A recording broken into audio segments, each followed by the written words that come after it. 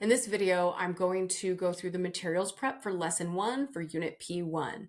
Now, only this time will I do this, but I'm going to scroll to the top of the teacher edition. The link to my teacher edition is in the window below. If you downloaded a copy of this unit, you will have your own copy in your Google Drive of the teacher edition for lesson 1 in the lesson 1 folder. Now, every teacher edition has a similar setup. And you can see that there's a box here that talks about what you did in the last lesson, what we're doing in this lesson, and where we're going in the next lesson. This is really important for coherence. So, of course, there's no previous lesson here, but you can look back to see what did you just do and connect it to what we're doing in this lesson. And then you can take a look forward because it's important not to give away ideas too early so you can see where we're going with this lesson. You also will find that there are these color-coded LLPEs. That means lesson level performance expectation. These are your three-dimensional, basically formative benchmarks or formative assessments. You can see the blue is the science and engineering practices that students will engage in. They're going to develop a model. They're going to ask questions. You can see the orange is going to be the science ideas that are developed. And this one's all about the energy, the physical science standards right here that are listed. And then also the green is the cross-cutting concept, which is the lens for thinking that we use. So we're going to think in terms of systems in this first lesson and how we use and design systems to create an efficient or reliable energy grid. Now I want to point out the learning plan snapshot. Now this is going to lay out a pacing guide for the number of days, as well as each part of that day. So here you can see in day 1, we have parts 1 through 4. Down below, if you scroll down, you'll see that each section is labeled by a part number. It also connects to which slides in the slideshow will be used to do this part. It also provides some materials you'll need for that part. And it gives you kind of the duration that you should do for each part. But let me tell you, if this is your first time teaching this unit, you will not meet this goal. This goal is for somebody who has taught this unit before. They're very familiar with the routines of a storyline. And this is just not their first time teaching an open SciEd unit or this unit in particular. So I would say give yourself extra time. And for this unit, I would say give yourself an extra day. And definitely, if you're going to trim down the road in the unit. Do not trim lesson 1.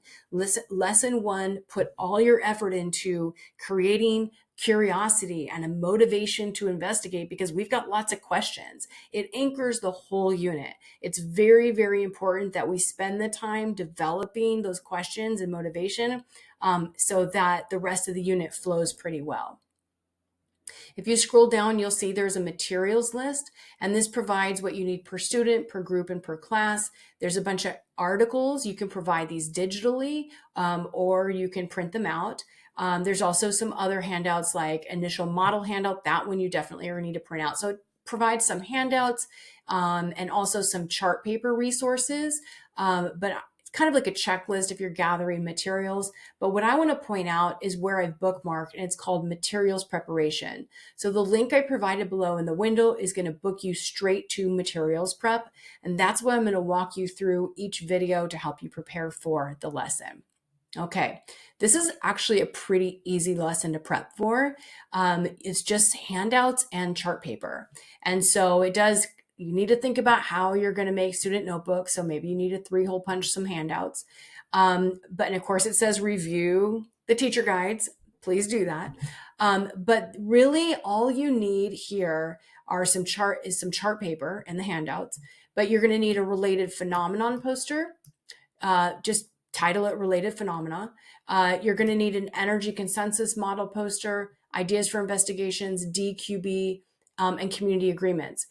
All of these 4, you just need a title. I say for community agreements, if you've watched my other discussion video, I like to provide a quadrant like 4s, and I title each one with the respectful, committed to our community, moving our science thinking forward, equitable, and a little phrase, that kind of explains what that is. And then when students brainstorm, I add to the chart. You just need to consider, are you going to do this digitally? Are you going to do this on chart paper poster. This is one you want to be able to reference once in a while. The other one you really want to reference is the DQB. That helps with navigation. So if I was going to make one chart paper poster, it would be the DQB. The other ones, these you can really do under a doc cam. And so if you have an 8.5 by 11 paper, you can even title it, make copies if you want to, so you're ready for each of your classes.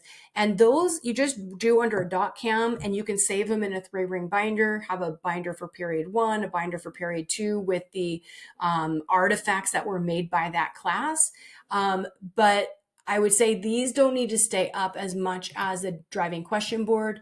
And then community agreements, it's up to you. Some people put them in the front of notebooks. Some people hang them as a poster in the class. Some people just reference it and bring the slide up or the Padlet, whatever they use, the tool. Anyways, you got a few things to consider how you want to set up this lesson for what works best for you.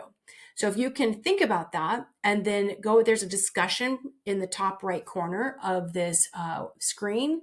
And if you could post what you're going to do for prep. How are you going to prepare for this lesson to help others kind of think it through as well? And if you have time, when you can come back after, talk about how it went, that would be great.